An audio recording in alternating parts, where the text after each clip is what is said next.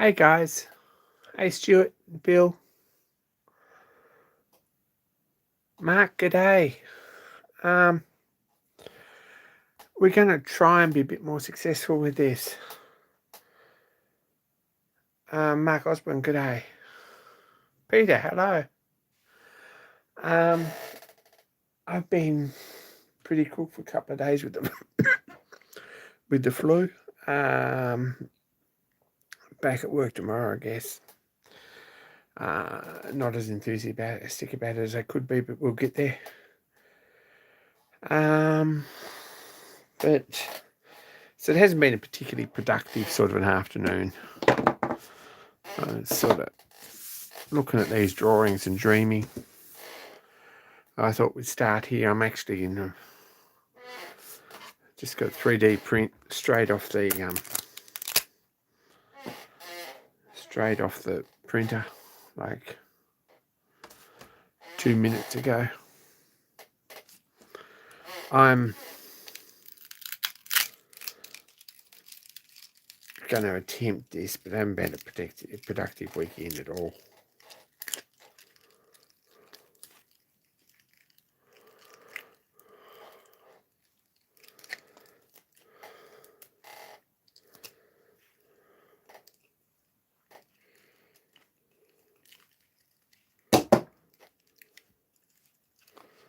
Should have been a bit more productive about getting rid of this scrap off this 3D print before I sat down. It was a bit longer than I expected, and I didn't get to start printing it really until I got home from doctors and stuff this afternoon, so it's only just finished. I thought, well, that's going to finish in time, and it was like a minute to spare. So I did that. We'll put that plate somewhere where we'll never find it again, ever. Fridge, g'day. So I've been modelling this. This is a cutaway section of this, really.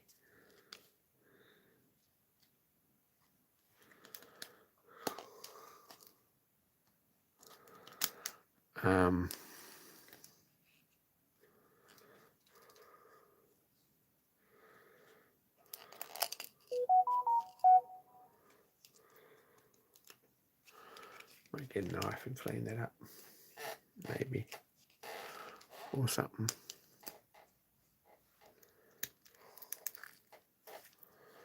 It's better, probably.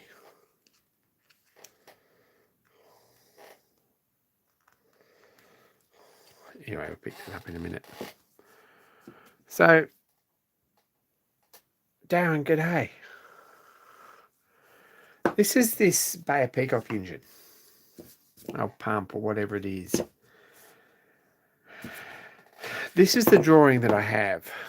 I don't think it's the right drawing for this particular engine, if it ever was a pump. Certainly not, it probably wasn't, but the pump that this engine was based off is not this particular drawing. I've fabricated this up, or I've modelled this up off this drawing, and that's a 50% cross section there, so it's the same shape on both sides, if that makes any sense.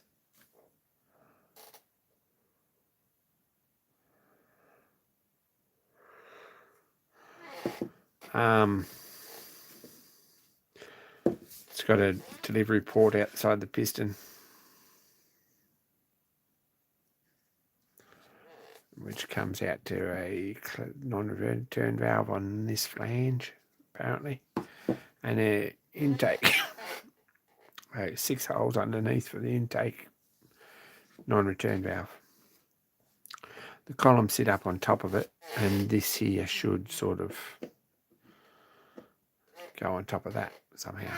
And we've got a light problem, and I apologise for that. That's the story of my life. I don't know what to do about that. We could try that, maybe. Yeah, that's useless. I'll use the other hand. That's why I don't come in here very often. It's not COVID, no. I've got the flu. Haven't had a COVID test. There's one in the glove box of the car. I probably should do it in the morning.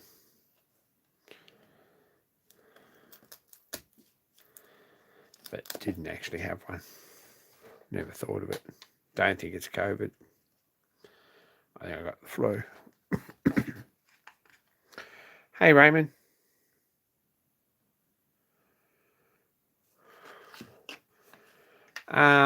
So that's what the pump base looks like for the later version of the London Metropolitan tank engine, which is not what this pump would have been off if it was a pump, which I don't think it was. I'm not sure.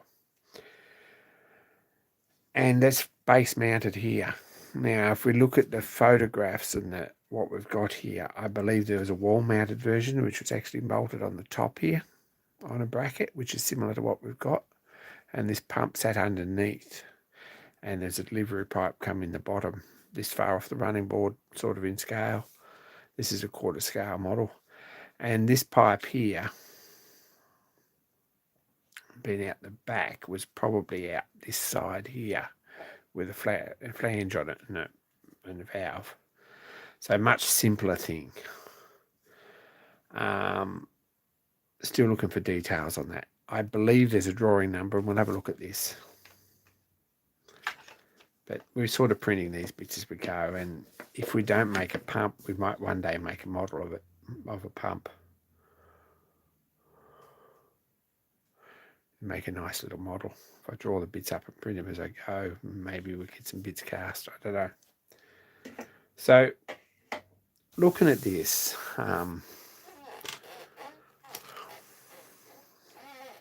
don't know what you can see. Thanks for watching that, Raymond. It sort of was a pretty dry sort of an effort, and I'm sorry about that. We're going to make a bit more of an effort. This goes this way up, sort of. And that's the sideways view on that casting, which is a bit smaller than full size, but not much when we look at it. Probably not much at all. If we got a ruler, we'd probably haven't bothered to look at that, but that's 8 inches across there, which is getting very close. And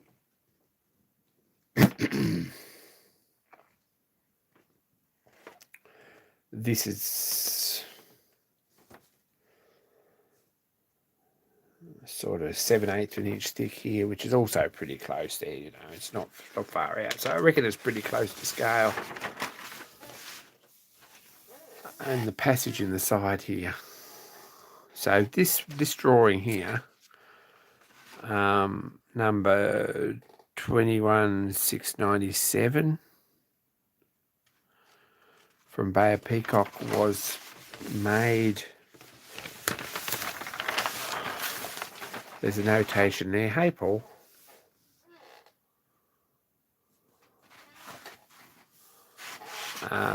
Notation there that says Bay of Peacock and Co. Gorton Works, March the 20th, 1874. Now, this was a rework, I think, of the original drawing, because the Metropolitan tank had this particular pump that I've seen in pictures. I don't believe any engines that come to Australia had this pump. And I'm pretty sure that if this was actually a stationary engine as it was shipped out, then it's way before any real engines come to Australia, especially to Queensland. So the period of time where they made stationary engines for sale to keep the works going is about a 3 or 4 year gap in the early 1860s. So anyway, we got an old engine. And this is sort of,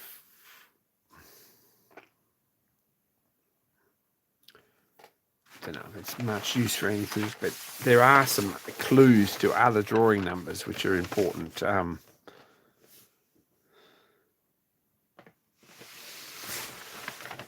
We have a look.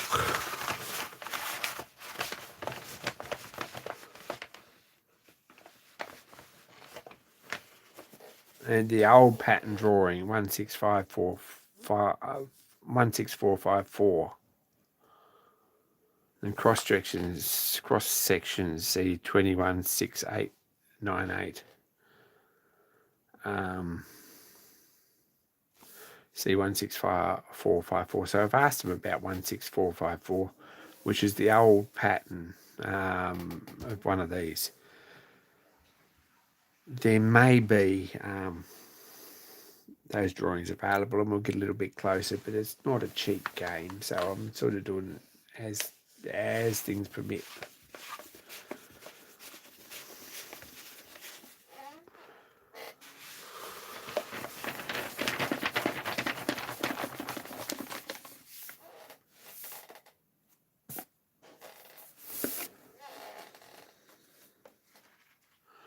This one shows some more bits that are a little bit more important and useful.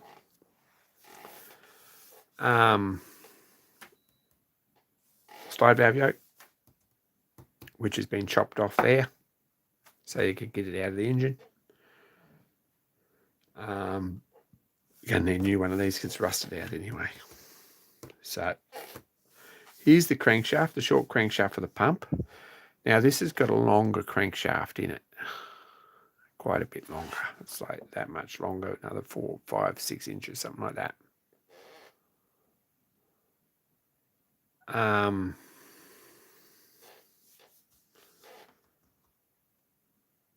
With a gear on the outside to drive something, which makes me think too that it wasn't a pump engine. Love to have some more information, but haven't got it. If someone to say this machine was shipped in 1856 to a station in Queensland to do such and such a job, we'd be right onto it, but don't have that information at our disposal yet. The other thing is that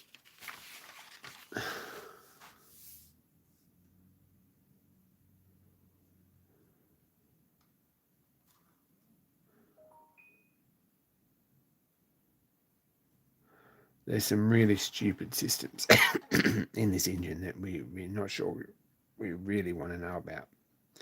But there we go.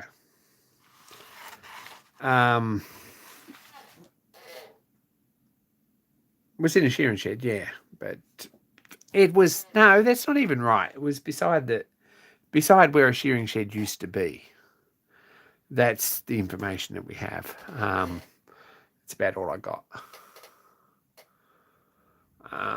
Yeah, we'll see.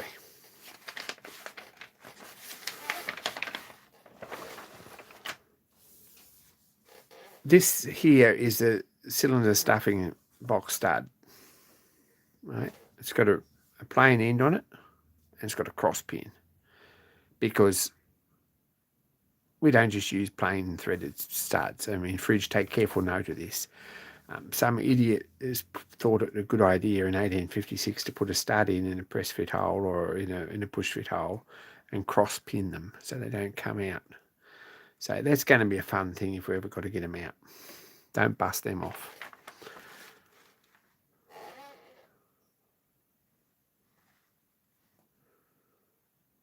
It was on a screw wall press, which is a bit strange because a screw wall press is not something you really put an engine on.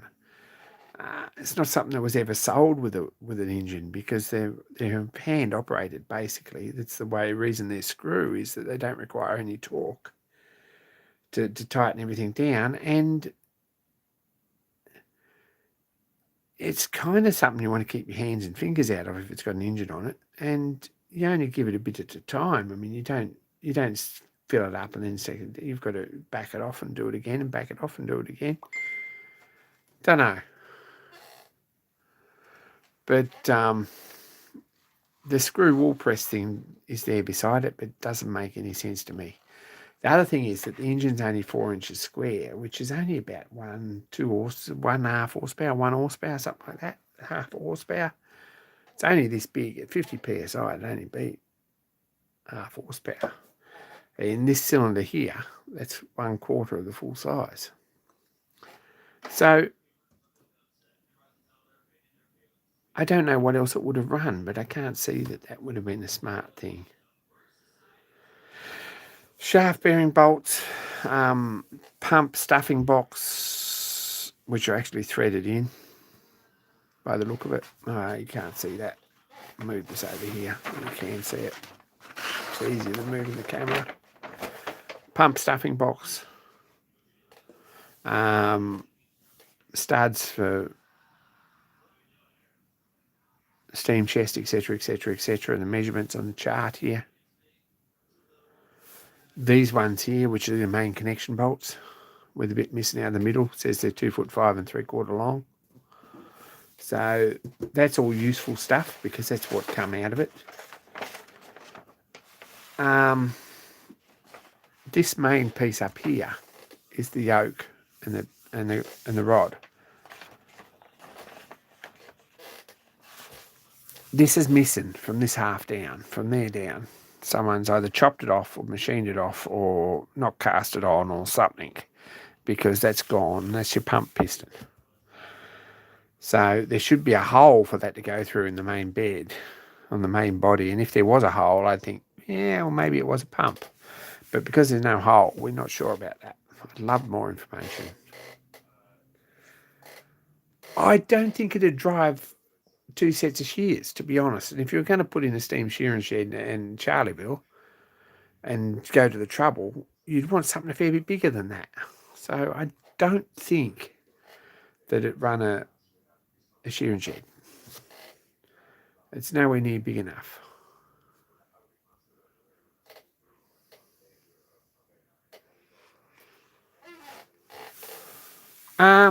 We get interesting notes like this here. One of these, right? We actually see that, can we? Yeah, we can. It's clear as mud, isn't it? Let's zoom in. Going to zoom in, guys. There we go. It says one of this, wheel to shaft, 4.5 inch long, what looks to be 3/8 diameter with a riveted over end. Right? This very useful thing, which is an absolute abomination in anything mechanical, goes through this 3/8 hole, zoomed in, sorry, this 3/8 hole in the crankshaft and holds the flywheel on. So this has actually got a pin in it with a mushroom end that's riveted on the other end to hold everything tight. Now, not only is that impossible to get out the second time round, or the first time round even, it's also on the inside of the flywheel, between the flywheel and the bearing, which is here. Flywheel finishes here, bearing finishes here. So in that gap, there's a 3/8 pin straight through the flywheel, through the crankshaft and the flywheel. So that's an abomination. Like, there's no excuse for that sort of carry on. But that's what they did. Not good. We have a look here. This has just got a castellated or a cross-pin nut on a 7/8 thread shaft on the end of the rod. So I believe that if this drawing is correct, and there's no reason to really believe it's not, that with this nut off, we should be able to push that rod all the way out the piston without worrying too much about without breaking anything. That's the theory. That's where we rely on there. These are more of these triangular or teardrop shaped studs, cylinder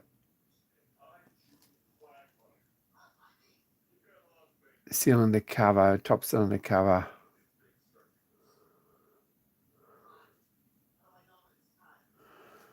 and exhaust pipe. Looks like it had those as well. So the 1/2 inch by 1 inch in the middle, which are exhaust pipe studs. Looks like it had them as well on the exhaust flange, just while you're thinking that you couldn't think of anything more difficult than getting out exhaust flange studs or making exhaust flange to fit. They've actually got teardrop shaped studs to stop them moving.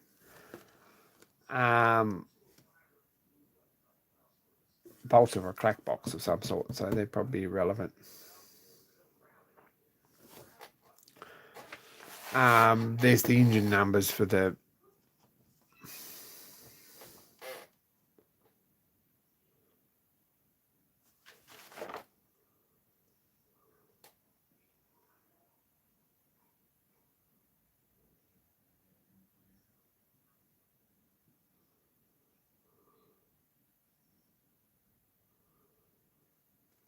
extras number 8139, which is probably drawing numbers, but there's 1, 2, 3, 4, 5, 6 drawings there that relate to the engine apparently for the original drawings.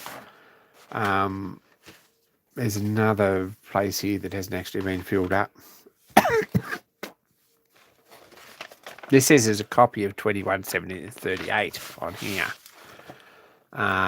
which would have been the original drawing.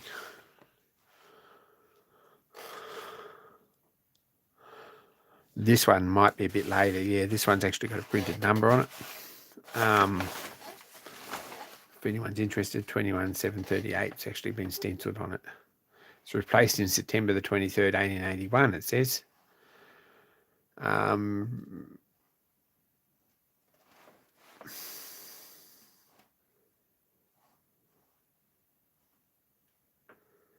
So, there's about 30 drawings for this. Tea and biscuits, g'day.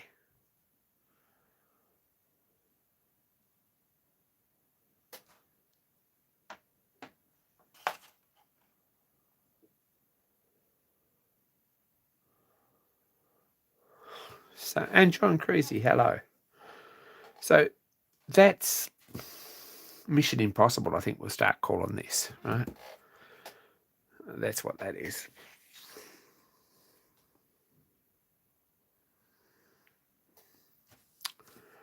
And if we have a look at this, well, it's printed.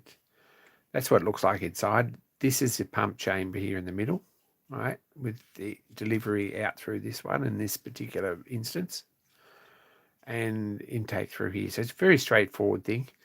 The 2 columns bolt on top here with the bolts going all the way through, and it's got some sort of a gland here as well with 2 studs in it to seal the pump. So if you're going to make something like this, this probably isn't the answer, but I thought, well, give you some idea what it actually looks like from the drawing. I don't believe that it's even close to what it was originally, but we're getting there. It's given me something to do.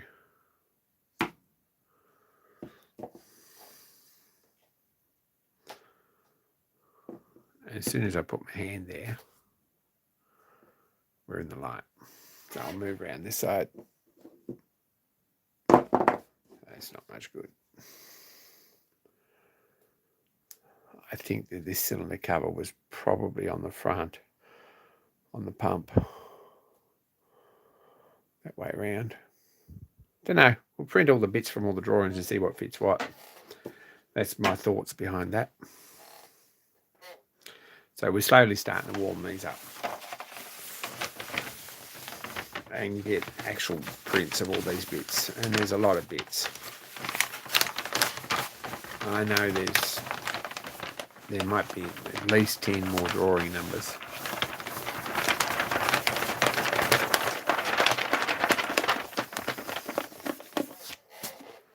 So that's what's happening in live stream.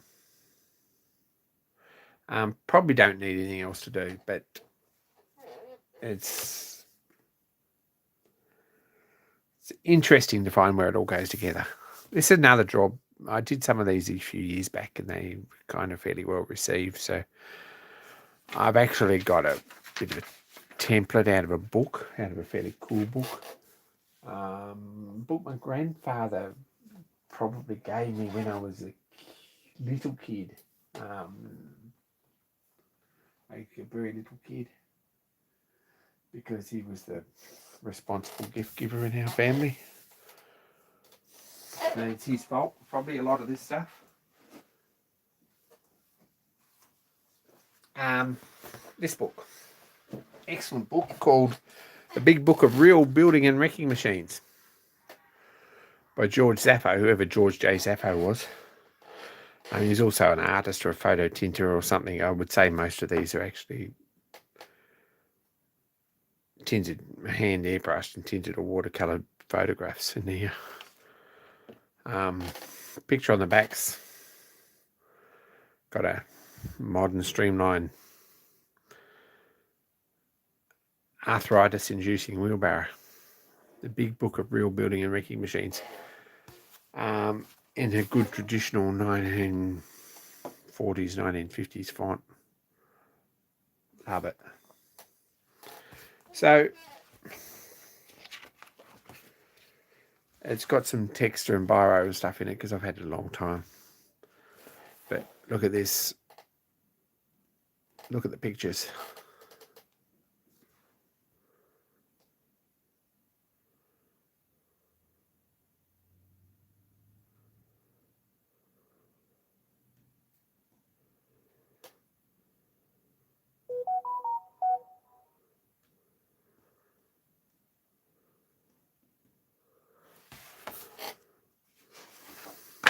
Anyway, in this book, from my earliest memory, was this very cool poster.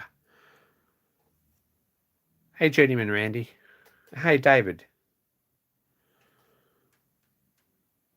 A couple of them. Ladders won't stand for this, move it over. And unless your feet are like this, wear safety shoes.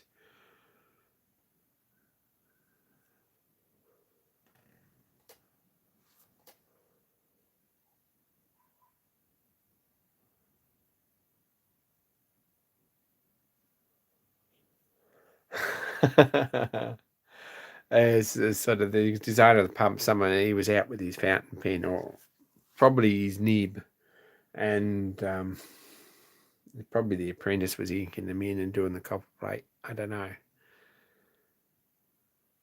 In some drawing office in Manchester. While Mr. Bayer went past with his very important client from Sweden, who was sort of indentured to the company for a bit because they were romantically involved, apparently. There you go. There's a little bit of a tidbit you won't hear anywhere about Peacock. And that's why there's a few Peacock engines in Sweden. Anyway, awesome book. Look at that. It's a Caterpillar. Doesn't actually say, but I'm guessing it's a D6 maybe, with a cable blade. Hey, Rusty. Yeah, safety shoes are the answer. If your feet are like this, wear safety shoes, or unless your feet are like this. Anyway, we're putting that. We've got a bit of board there to put that on. It's painted white and the right dimensions and everything. It's a matter of getting in and having a fine day and doing that. And if anyone's interested in a nice workshop sign, I think that'd be pretty awesome. Hit us up.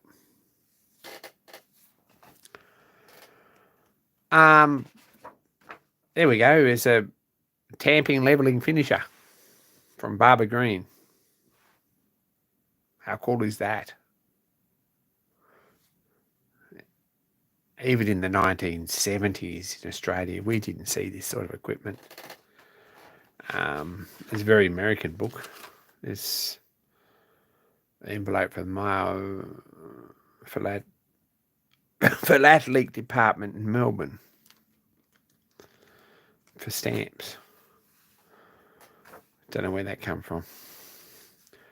There's a bucket loader. It looks like a Ford truck. Don't know what model Ford.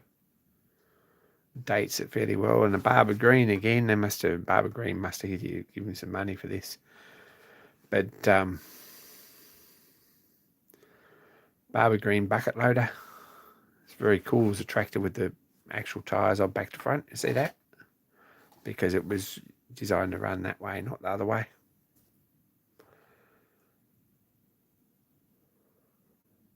But yeah, everything should be operated while wearing a hat. There's a flat capper. He's also got a pipe, if you have a look. This dude's actually got a pipe as well. And probably wearing Stanima self-supporting trousers. And flannelette shirt. So, dude in the truck's also got a cap.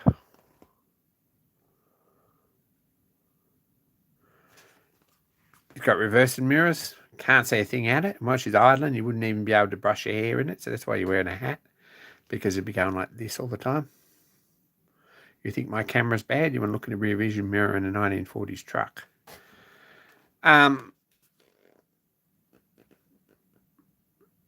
Look at the size of the windscreen in that truck, though. It's big as a blooming kitchen window, that, the grandfather would have said. I probably remember him telling me that. This guy here's got a, I don't know, something a little bit more racy, actually. Probably a summer hat. Next one, anyway.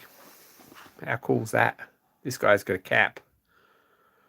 And his roller drivers look like this. No offense to any roller drivers I might happen to know, but road roller drivers, actually employed road roller drivers I've ever met, had exactly that demeanour. They just sit there. He's flat out, but look at the rolls on that. It's a 3-axle tandem roller, a tri-axle roller, Buffalo Springfield. Never get away with this now with all these trademarks in here. Says the driver of the 3-axle tandem roller rides backwards. He has to make certain that the area is just rolled as smooth and matches the rest of the surface. Of course, the driver sometimes turns around to see what's going on in front of him too, which is kind of important. Yeah. So there you go.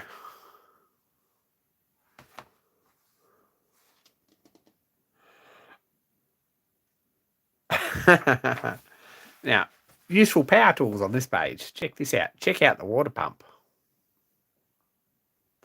It's used to pump water from foundations. This is what you want, fridge. Instead of the one that you had that didn't work.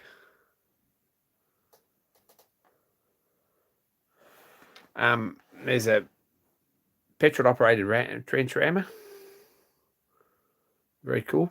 If anyone knows where there is one of these, I wouldn't mind having one day. There's a power wheelbarrow. Check out the power wheelbarrow. An accident waiting to happen. You can tip that off the end of the pier into the water, because it's the responsible thing to do if you have a look there. There's a compressed air jackhammer with an Ingersoll Rand or something air compressor in the background. And enough hose so that the guy's not actually going deaf because he's not wearing earmuffs. It's a bit strange. But anyway, he's got gloves on. That's a good start.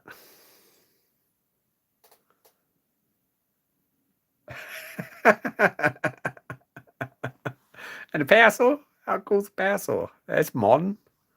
And a cement vibrator there. Look at that. I love this book anyway. I didn't mean to show you this, but I do love this book. There's a rock crusher. I'm going to zoom out again so you can actually see this a bit.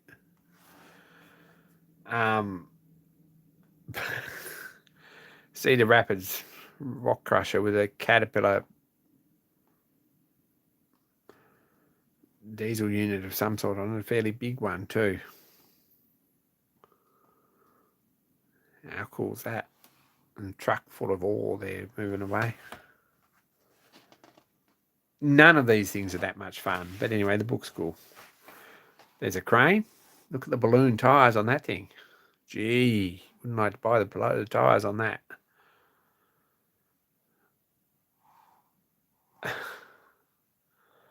Cable operated, of course.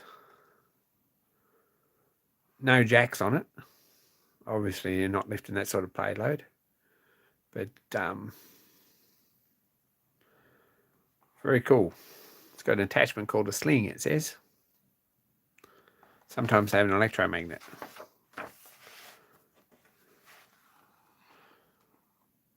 There's a motor grader.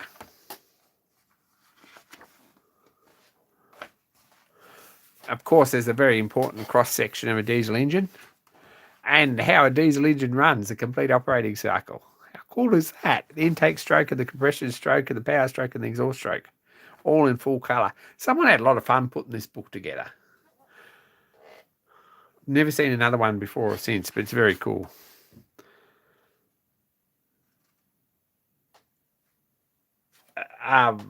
There's a motor scraper, big motor scraper. Look at the ROP protection on that.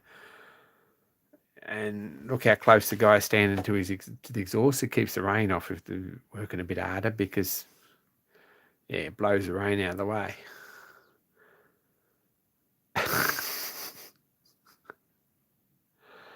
Very cool. Big machine. It's a portable concrete mixer.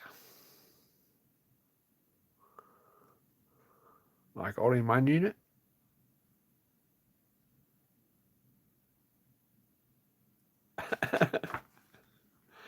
It's got a boom operator. This is a handy thing for pouring. You tip the dirt in this end, and someone tips the concrete or the cement in the other end, I guess. And it fills up the hopper and moves it along here and tips the clamshell bucket, I guess. So there's concrete pumps look much more fun.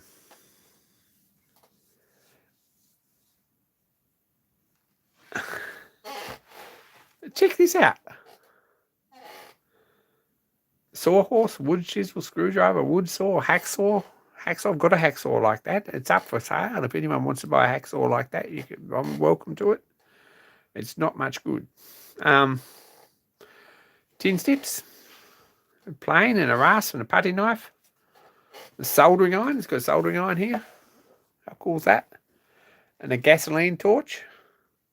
And a power drill. A shovel. Claw hammer. A mortar box. A nail keg. I wonder when the last time anyone saw anything that actually come in nails. Nails that actually come in a keg. And a pick and an axe and a rake and a mortar hoe. Hose. A step ladder. Modern step ladder there. A hod. Don't see a lot of hods around nowadays either, or hod carriers. So that's the book. Big book of real building and wrecking machines. But in the front cover, there's that.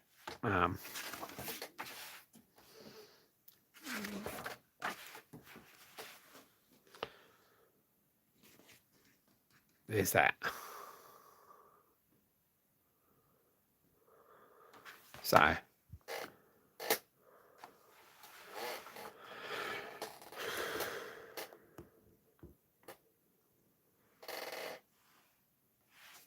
left a bit.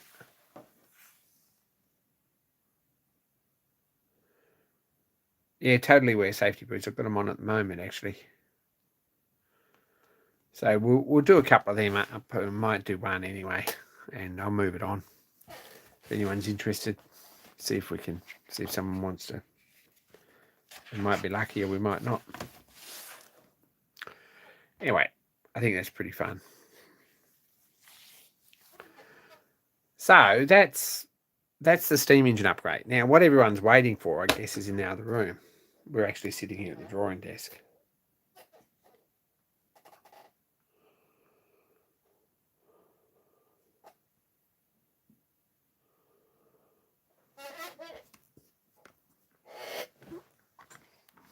That's about the size of that sign anyway. That poster's going to be about that size. That's on Dibond board, which is aluminium plastic. So pretty durable. Go outside, all right. It's wet washing day here because, yeah, sorry, no one's got any actual dry weather. So we'll come in here and turn the light on, and we'll go hands-free for a bit.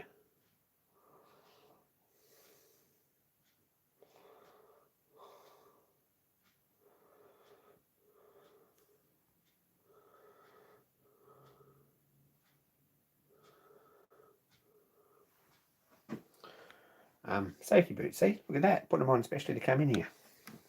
There we go. They're comfortable and they slip on and off and easy. Hey, Nigel. So, I was going to go and cast up this pattern this weekend. That never happened, right? Because I got the flu and it rained and we weren't going to do any foundry work anyway. It does actually clear there, which is what we're waiting to see.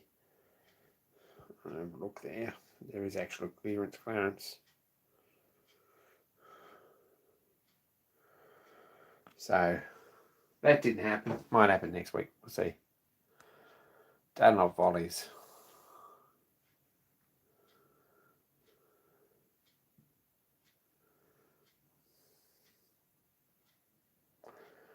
So, anyway, what did happen, it must have been Sunday, is that I got this all in place.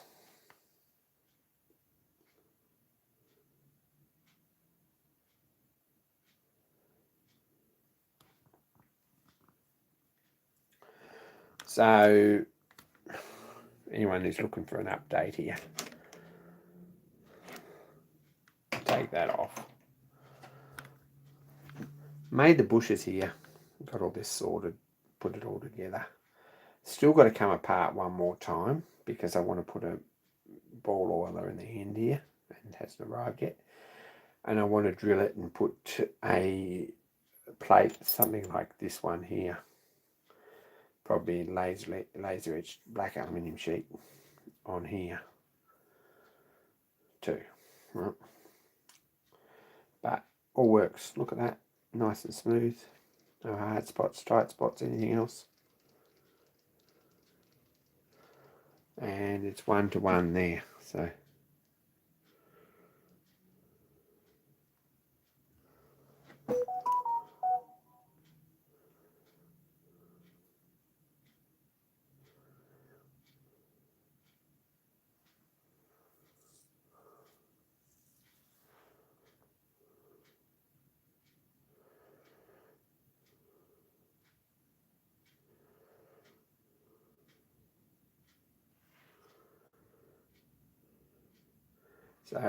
this bronze gear in the middle runs on steel bushes, and this has got a bronze bush in here.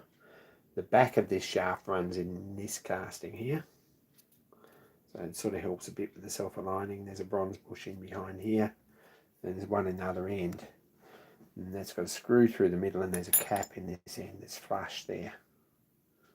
I don't know if you can actually see that very well. Move around here so you can. There's a cap in the end there, and that stops it all coming in and out. But that all fits. It's got 2 screws in here that we made up, sort of bodged up to make them work and look good. So we've got a gearbox. Now the main function of this gearbox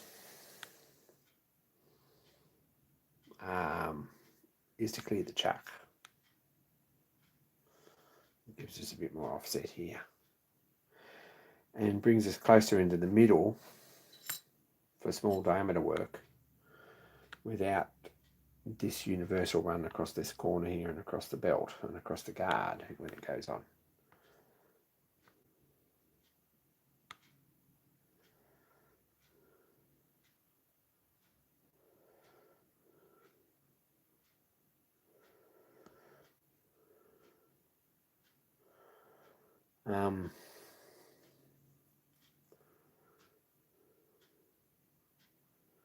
So that's back together and looking good. I'm really pleased with that. It's excellent. It's not quite finished, but it's looking good. So next thing, right, I've sort of worked this out. I'm going to put a drive pin halfway through this shaft in this end here on this shaft, because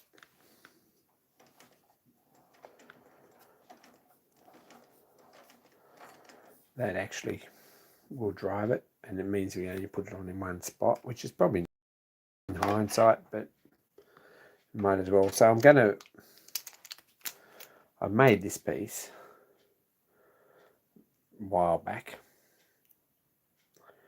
We're going to put a knurl on it very similar to what we've got on here already, see?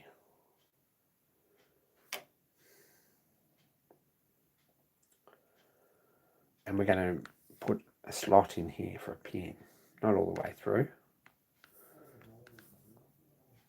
but a slot across through one side out to about there, something like that. So it's captive. Put a spring-loaded ball in the other side, directly opposite. And we're going to put a groove in here so that hopefully that just clicks on in place and clicks off in the same spot. So that's quick release for that. That's how we're doing that. Right. I've looked at a few options. I can't seem to find anything as far as universal joints go.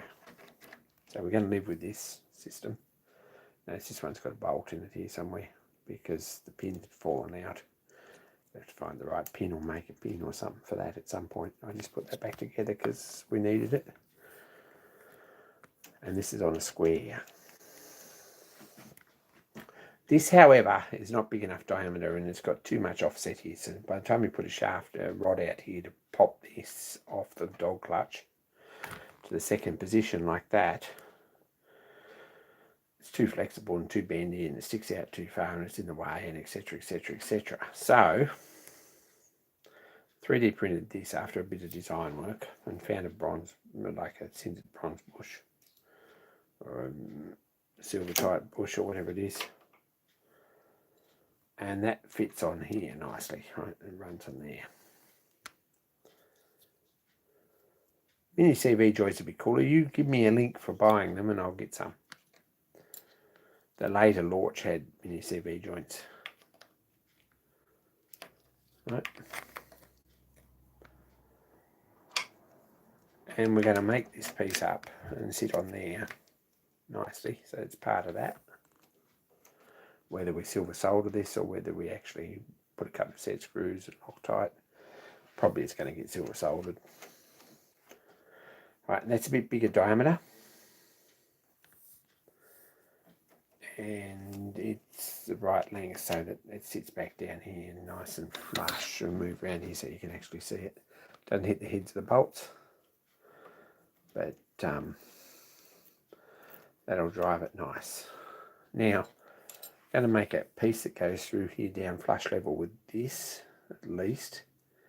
So we're going to put a groove in there that deep. The gunners, we're going to make a piece of flat which will be 5mm by 12mm, something like that, which sticks out here with a clevis on the end and a little roller bearing on there. There you go. So that when you adjust that out, when that turns around, the roller bearing will push it there without wearing a hole in there, hopefully, and without making too many squealing noises or being too interrupted. Or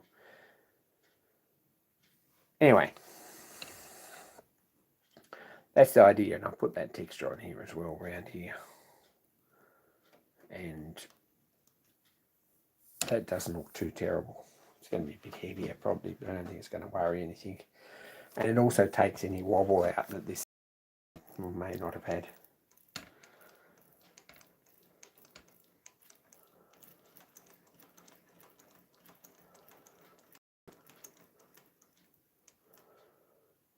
And it's still got a knob on here to put it backwards and forwards.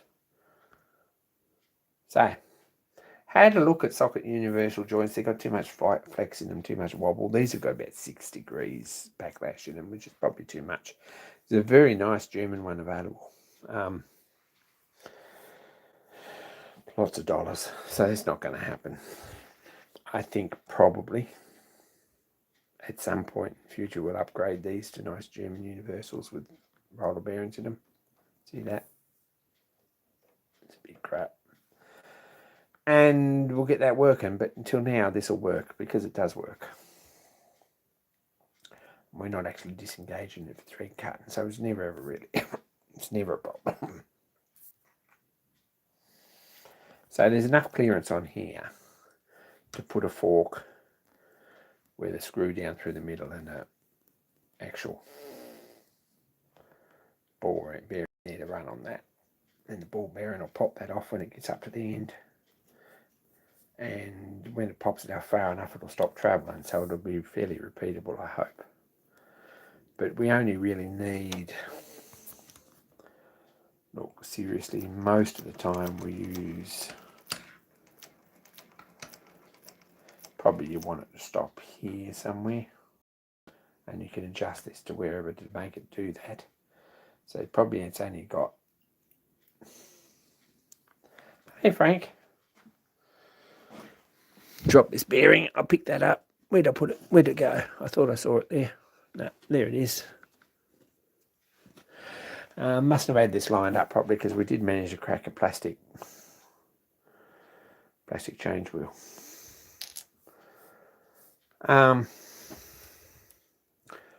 So really this isn't a huge piece that's out the end here.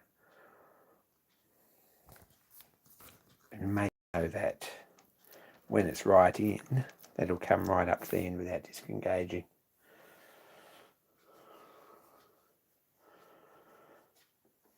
And that should be nice and neat and tidy and look good, I think. So that's really the plan. So next job's on this is to finish this end. It's not a big job. Finish this end, which is also not a big job. Bore it and fit this bush with a bit of Loctite nicely, so that actually runs in a bush on there. And also got to drill the end of this and put a washer and a set screw in the end of it so that it doesn't come apart when you take one end off, because right now when you pull that out and pull this out, it just comes out the end. That's never been finished properly. So progress is good.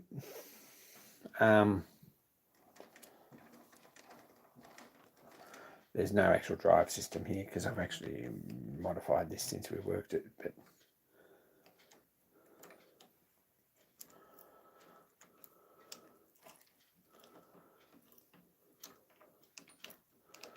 it all seems to work, and that cut there was done with the power feed at the setting that it's at, so I'm pretty happy with that. Anyway, that works. That's quieting everyone back. But if you can find me some mini CV joints, the last iteration of this on the very last of the launched screw cutting attachments actually had baby CVs. They were exposed, but they're CVs. So if you see any, you're pretty keen.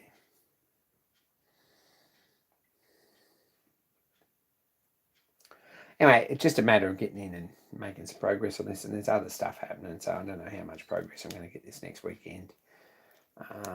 There's chores to do, and I probably should go to the foundry on Tuesday. We'll see how we go with that. And yeah, anyway. Thanks, Peter.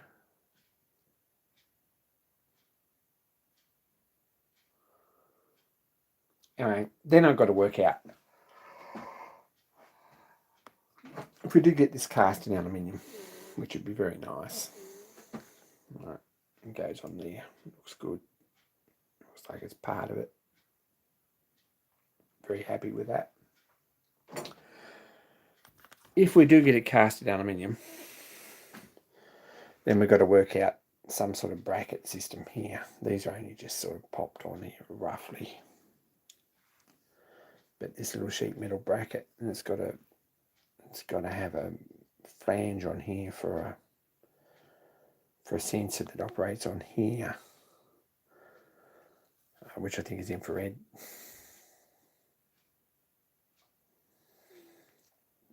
And then 2 bolts coming back into the guard. So they're going to also need some sort of a gusset on here. So I'm thinking just to make them up out of even 1.6 steel, probably plenty good. Fold them up and fold them over, and then just put a tack weld on them. The gasket on one side, and flange or wherever for the actual pickup. Got to get the pickup first, and Adam's still working very hard on the electronics, so hopefully that's something that's not too far away.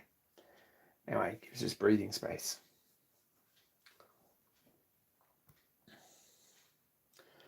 So there we go. That's what's happening. That's everything that's happening on the lathe. There's a bit of progress there. Fairly happy with the way that looks and how it all sits together. This looks like it's probably meant to be. Very happy. Everyone's sitting in their lounge suite. No one's going to get up and thumbs up. I've got 9, Peter.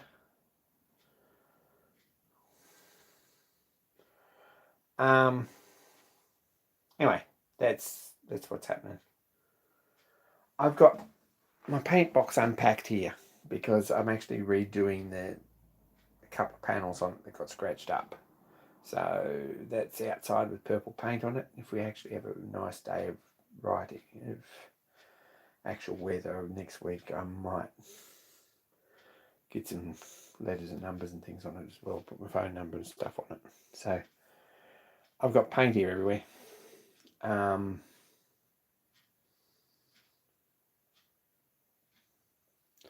I've sort of started putting tools away. It's way less cluttered than it was, but it's still not looking good. And I feel like this is actually to the point that everything's together. Anyway, what else is happening? Who else is in the chat that's doing cool stuff?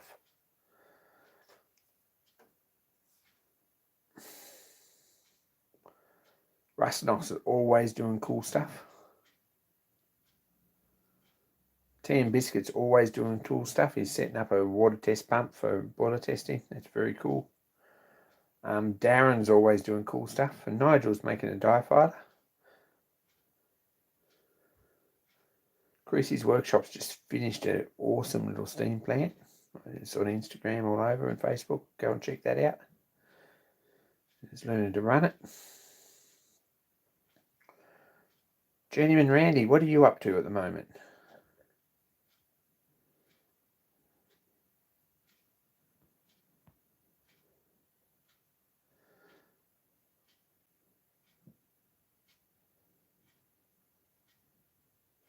Making a lead screw for the shaper. That sounds pretty cool. There's a shear pin. Yes, there's a shear pin, Darren. Shear pin's in this side here.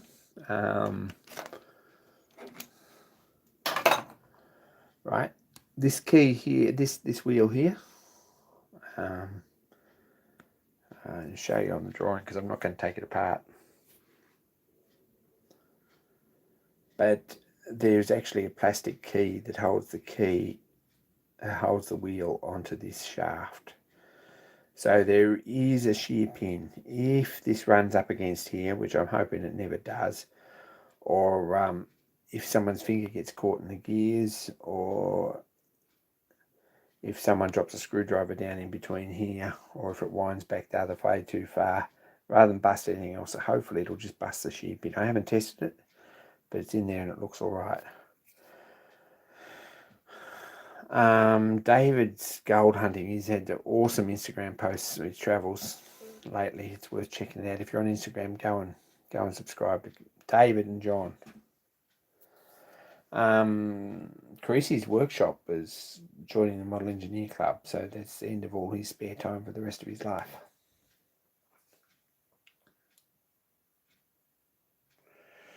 Oh dear, Tea and Biscuits. It was a poxy little 1-inch one, wasn't it?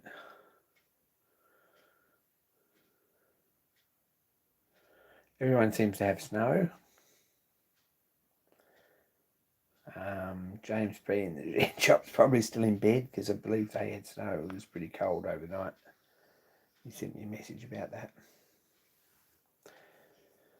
What's the tensile strength of the shear pin?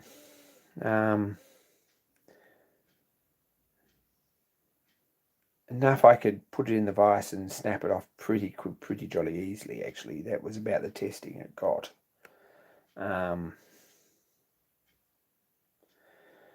Whether it's still the same in the captive key, I didn't actually make a device test piece.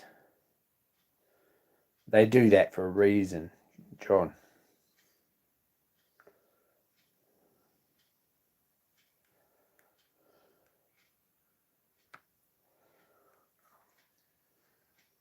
Hey, Anne. So that's where we're at with that.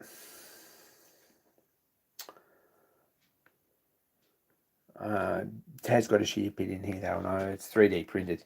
And honestly, it seems to snap. We could probably put a bit more infill in it. It mightn't snap so easy, or it might snap a little bit easier instead of bending. I'm not sure. But it's only PLA plastic, and it seems to snap rather. There's two little diode dags about 1/8 of an inch, something like that, 1/8 of an inch by 1/8 of an inch, sticking out the ends of each side of the shaft, and the wheel's keyed on that, so pops off.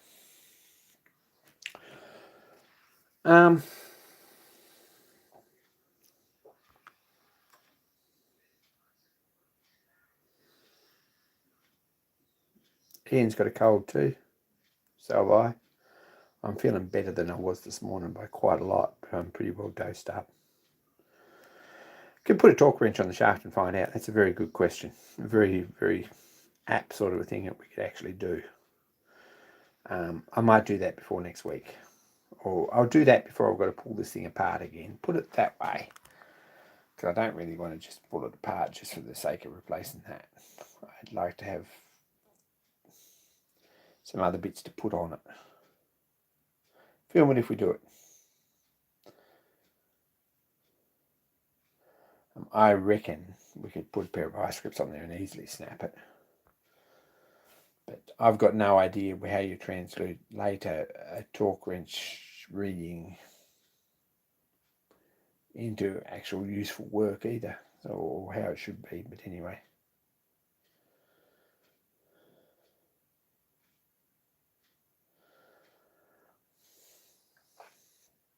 Anyway, hope it's not COVID, Ian. No, I haven't got COVID. I didn't do a test. I might do one in the morning. I think there's one in the glove box of the car. But anyway, it's probably way out of date.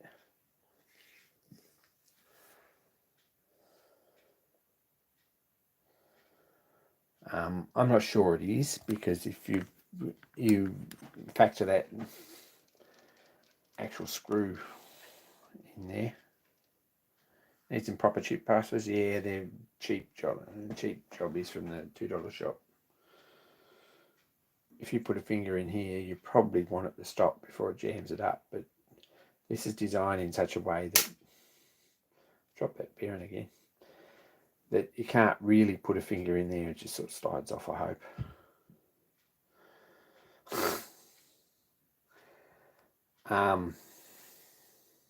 There we go.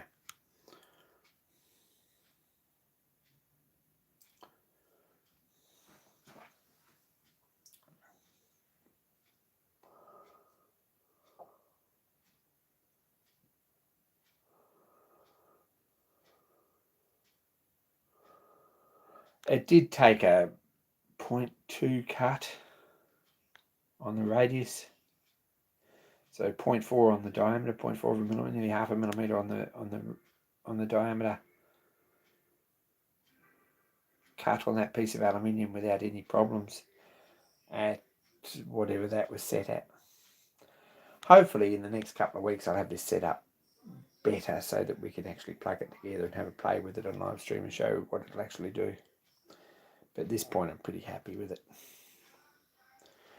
Anyway, that's about it for me. That's all I've got. It's not that exciting. You see the things that we've actually done. There is some progress. I put this together. I did some CAD work. I did some painting. It's been a productive weekend, I guess, considering I've had flu for a couple of days. But back to work tomorrow, and I probably need some more cod first. That's where we're at.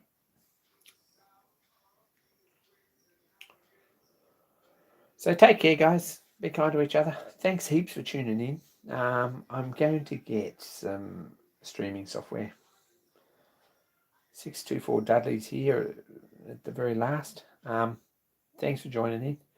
I'm going to get some streaming software at some point on Steam Train Mark's actual suggestion. So going to be expecting a few guests in to actually show us their workshops too over the next little while, just to change things up, because you get sick of me dribbling. And that should be very cool. Anyone who's here who's got a YouTube channel is probably on the list. Anyway, I'm out. Be kind to each other, and more information about this as it progresses.